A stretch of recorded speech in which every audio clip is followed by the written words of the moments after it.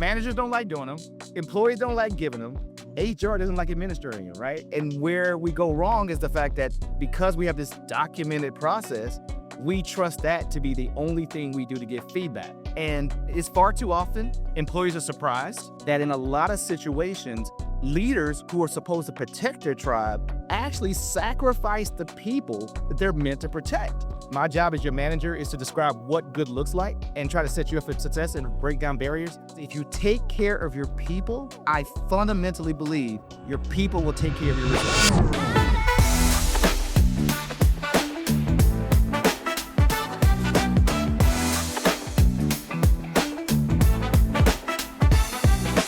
Njsane. What company is it? American Bureau of Shipping. American Bureau Oh, of Shipping. do you mind taking my phone and taking some pictures?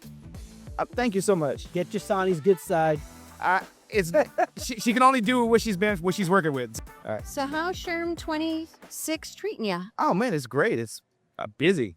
Yeah. I've been on a couple of podcasts, and I have a session tomorrow at 10:45. I actually have like a really cool panel. Oh. So, Pete, Do tell. oh, listen. Yeah, do tell. All right. So I'll be moderating a panel with the VP of HR for Dolce & Gabbana. Oh, wait, there's more. The CHRO of the Atlanta Braves. Ooh. And the CHRO of Carnival Cruise Line. All right. So how'd you get this spot? That's a nice spot to be in. Listen, man. So It's not going to be as exciting as I saw. oh no. It's all downhill from here. Uh-huh. I mean, I know we're headlining the show here, but No, it is all. Am I close up to the mic? Yeah, you're Okay, good. Yeah, no, yeah. This is all downhill. All right, we'll find out after it records. That's how it works. In fact, let me make sure I hit record. We're good. Yeah. So yeah, no. I think it all kind of started in Dallas when I talked to William, and I was on a panel with the head of HR for Cured Dr. Pepper and Omni Hotels, and Jim Blink was the moderator. He always leads these most amazing panels. We totally rocked it, and he said, "Hey, why don't we run it back in at SHRM?" I said, "Say less." Do it. And you had no idea who was going to be on the panel? No, I knew. Oh, I knew. Well, that was the writer. He had to know who resigned. Wait. First tell me who, and then Yeah, I mean, I'll just.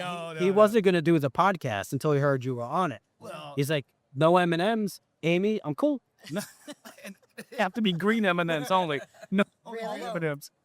We'll say, well, this is how we're going to tell Christine listens to the podcast. Yes. I asked for M&Ms. I didn't get M&Ms.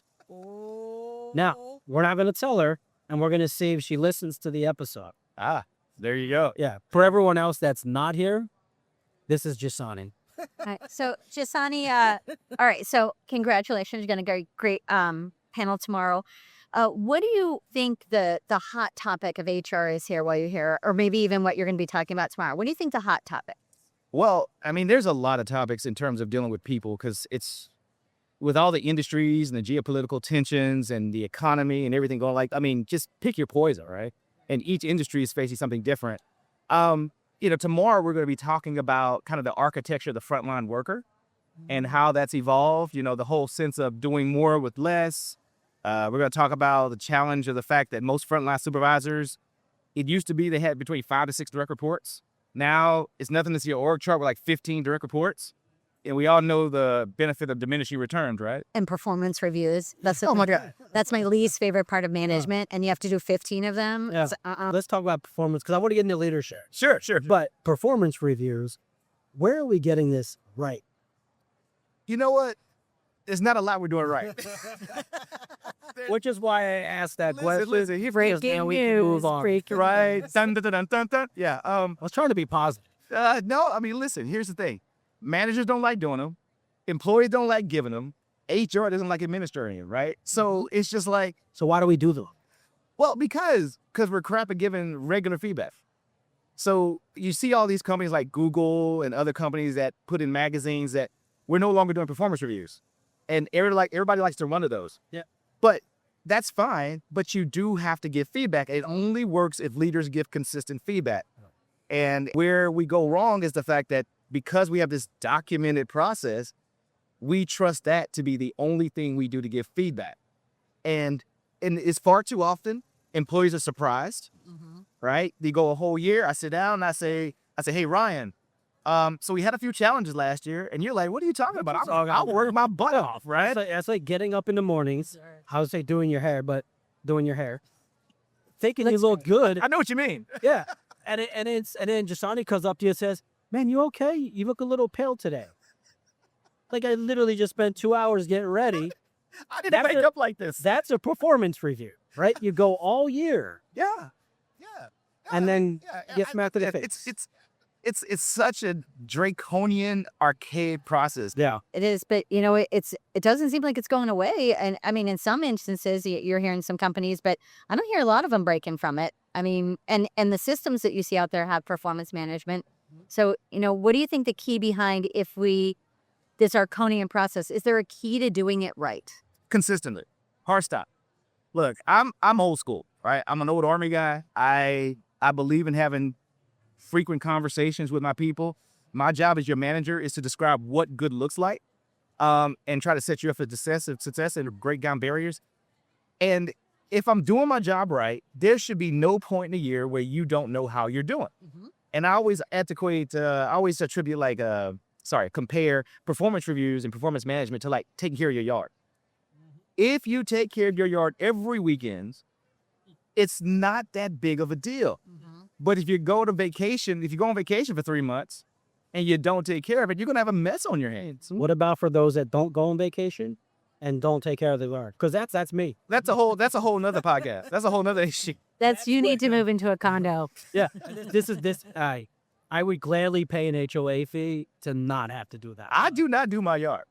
I just don't. My wife laughs at me. I do not care. My time on Saturday is worth more. I will pay the guy $35-$40. That is the best money I spend every week. So funny story before we get on, can we get into leadership? Yeah. So 2 things. My wife canceled the lawn service, sissy. So I'm going to look at you. Right? Let's cut in here. She can't $40 a week. And she canceled her. So why? She said, well, we could do that. We have 3 kids. And they could do that. Not one of the kids have touched the lawnmower, which we had to borrow because I refused to buy one because I know this isn't going to last. So we borrowed a lawnmower that my neighbor doesn't use because, he uses the lawn service that we use because we referred them to them. And she cuts the lawn every week. Your wife does? Yeah. I'm not, I got the allergies and all that. Oh, stuff. yeah, sure. I know. It's allergies. Yeah. And I'm like, I feel bad, but it is kind of funny watching her mow because I know she hates it. She says she loves it. I know she hates it. I'm going to change your scenario to housekeeping. Like I said, there's one thing I would never give up. I will bring in I'm not going to spend my weekend cleaning my house. Like, no, I don't want to do it. I will work as much as I can or get a second job to have somebody come clean my house. Yeah. So I was like, I was going to say bad leadership. It's bad leadership. Yeah. Where are we getting leadership wrong? Again, all over the place. All over the place. Look, again, I'm a meat and potatoes guy. I'm a small country guy. I'll call it like I see it. There are way too many situations where a bunch of folk with a bunch of really impressive titles don't lead, right? In the Army, you got a slogan: lead, follow, get the hell out of the way, right? Yeah. And there's a lot of folks who need to make that decision. We don't lead. Simon Sinek, we had him today, right? Yeah, I didn't get to see him. Oh, dude, look, you missed a life-changing event. So Simon Sinek is one of my heroes. I get my mantra from him. If you haven't read his book, Leaders Eat Last, Yep. That is the Bible for many professionals who are about positive work cultures. And what he talks about is so fundamental. He talks about the origin of leadership. He was like, before there were board of directors, before there were shareholders, when we were just 100-people tribes hunting and gathering, we elevated people to leadership. Right? There was no shareholder equity, but we did it back then with our Neanderthal brains. We knew there was a need for us to take people and elevate them. Why? Right? And the reason was because there was a social contract that said, if I elevate you to this position and give you the perks of leadership, then when there's a threat, you will protect the tribe. And what we see now is, and it's all this stuff you see on social media about, we hate success and we hate management. BS. I don't believe it's about beating up on success, but it's because the worker today feels that contract has been broken. That in a lot of situations, leaders who are supposed to protect their tribe actually sacrifice the people that they're meant to protect. And so therefore, we have mentally decided to refuse to let you lead. It's powerful. Right. And so that's where I come from with a lot of my leadership discussions about understanding why, besides the org chart, why is leadership important and why that broken trust is such a big deal, and how we as leaders have to justify and reprove why we have earned the right to lead every single day. So is this a loyalty thing? Because we've had discussions in the employee contract to the employer has changed with when pensions went away. There was no reason to be loyal to an employer, and employees began to then move on when it wasn't the right situation. Is leadership the same way? Is an employee leadership contract the same way? It should be, in theory. It should be. I mean, look, when our grandfathers worked, right, they worked one job, right? 45 years. 45 years. Yeah, same place. And again, there's this social contract. If I give to you my 40 years of my prime, at the end of the day, I should be able to retire with dignity, still provide for my family, and enjoy the final phase of my life. And somewhere along the way, we've started sacrificing that for shareholder equity. And don't get me wrong, shareholder equity is really important, especially for a publicly traded company. You got to keep the lights on. You got to pay bills. Most companies are for profit. We're not all social workers here. So I'm not trying to disparage that. But not every decision that leaders make have to be about, moving the needle to that point where you start eroding loyalty. Because you think about it, you look at the kids now, I say kids, but like I'm Gen X, and so the millennials. And they watched their families go through the recession of 2008. They watched their families, their mothers and their fathers, who gave 15, 20, 25 years of their life, gone. Now, it's not necessarily that particular company's fault because the entire economy fell out, but they learned by watching their parents crying at the dinner table, not to trying to figure out how we're going to keep the lights on, that loyalty does not exist. So then if loyalty doesn't exist, we took away pensions, that the long-term benefit. They tell you at any point in time, we can let you go for any reason. But then we as leaders have the audacity to demand loyalty from our employees. Where's the reciprocity in that? Exactly.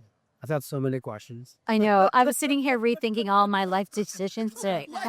They were like choices. How did I end up at this desk? I was like, what am I doing right now? Like, But look, again, I don't want to paint a doom and gloom, right? Because loyalty and respect are two ways, right? Employees have an obligation too. Because there's some employees out here who are like, well, I don't want to do this and I don't want to do that. And I'm like, you do know this isn't pro bono work. Right. We are paying you a salary. It's not always going to be a democratic process. But it's kind of like, so who starts first? Who starts reinvigorating that trust factor and justifying loyalty? Because it still exists. I was actually talking to, I was at the hotel, the Hyatt across the street. I ran into a Southwest pilot. And he's not unique. I asked him how long had he been working at his company. So I've been there for 20 years. I said, really? It seems like with Southwest and some of these pilots, that's a big deal. Why is it a big deal? It's not because of leadership. Leaders are so strategic and I believe in their vision. People are still sticking around because they're now loyal to their coworkers. I'm now loyal to the folks I work with. And that's where we put our trust in. So when you start laying people off, you may be killing the one thing that's keeping your employees at that desk. Yeah. Well, I've said it more than one time in my life that my friends, I have friends at work, or my work is my family sometimes. I mean, I've gotten that close to people. They know they've been through your ups and your downs, and work is sometimes an escape from home and what's going on. And, you do create those relationships. And it is, sometimes, I had a friend that was laid off and I got mad. And I was gone from the company that we worked for. I'd actually moved on, but she goes, I was like, what did they, like, I was upset. How dare they? How dare they? And she is like, you're taking this worse than me. And I was like, but I've seen how much that somebody's put into that particular job that, you start to take things personal, but I can see that. And let me ask you a question. So did you also experience like survivor's guilt? 100%. Yeah. So that's also a thing. Yeah, there's one of our best friends that's still at that company, and goodness gracious, she's like, I'm on an island, I'm by myself, I miss all of you and that. But she felt bad because she wasn't doing anything different than this person was doing. It was just the way they made the decisions and, right, wrong, or indifferent, they've landed okay on the other side. So, it's all. So do you guys realize that like the whole concept of layoffs is still relatively new, right? I mean, you've heard about people getting fired for years and getting laid off and things like that. But the concept of doing mass layoffs as a book balancing exercise is still relatively new. Right. As a book balancer. Correct. Because it used to be back in the day, again, when my grandpappy used to work, if there were mass layoffs at the mill, that's because the mill was shutting down. Right. But there was a reason for it. And it was a reason for it. restructuring. And then it's somewhere along the way, the whole Wall Street, mentality kind of crept show these into the private companies. Yep. And they were like, oh, wow. And so instead of layoffs being a matter of last resort, far too often leaders use layoffs as the first lever to pull to balance the books. So I got a question. I want to go back to employees and trust. Talk to me about your feelings there about should the employee build the trust first or should they just trust the employer? Because look, let me make it more simple. It is just like dating. There is no difference. The chemicals that get released in our body that chemically allow us to trust are the same. So you go into a relationship with either high expectations or no expectations, but you just see where this journey goes. And the person or organization either earns more or loses trust based on the interactions or the actions or the deeds done. And so it's a relationship. It's a symbiotic relationship. The organization cannot exist without the skills and talents of its people. The people are working at that organization because it provides a manner for them to provide for their family.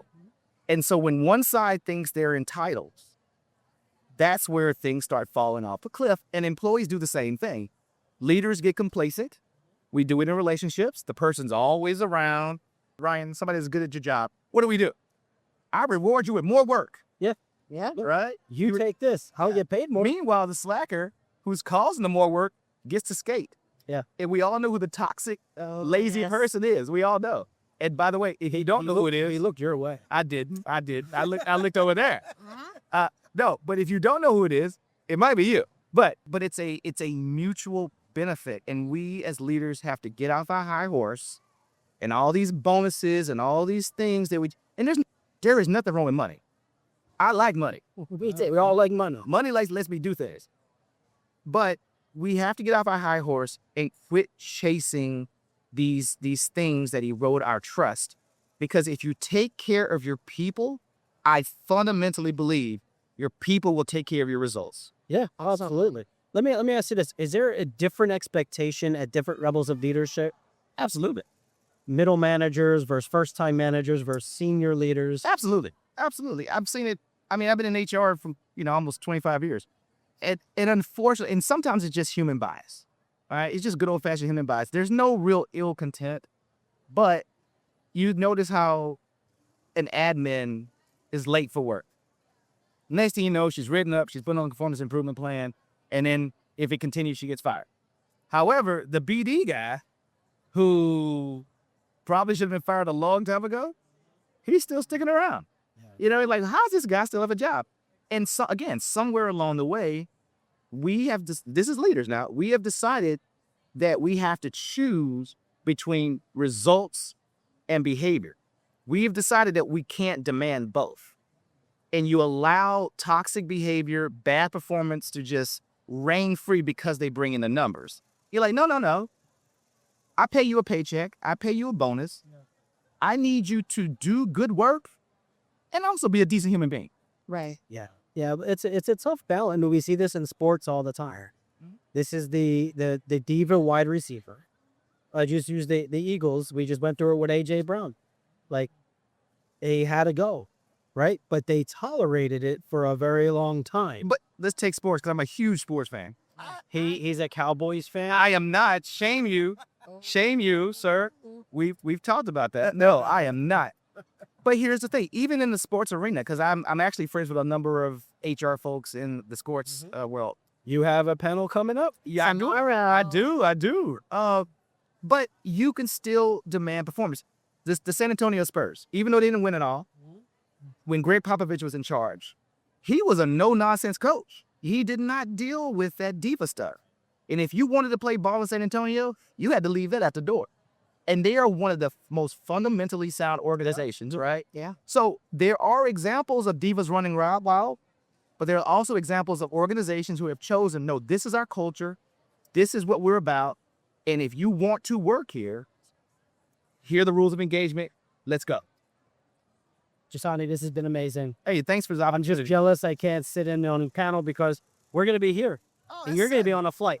I will be. She's going home and sleeping. She's like, That is not true. That is not true. I have a big thing. My daughter's competing in Miss Pennsylvania tomorrow. Really? Miss Pennsylvania. Miss Pennsylvania. So I do get to be a mom. I'm putting a mom hat on tomorrow and doing that. So Well, good luck to your daughter. thank you so much. Thank you. But thank you so much for stopping by here. I'm so engaged. I was sitting here like just listening. Like I'm like, I get why you were asked to be part of the panel. Like it's not rocket science stuff, but you're speaking truth.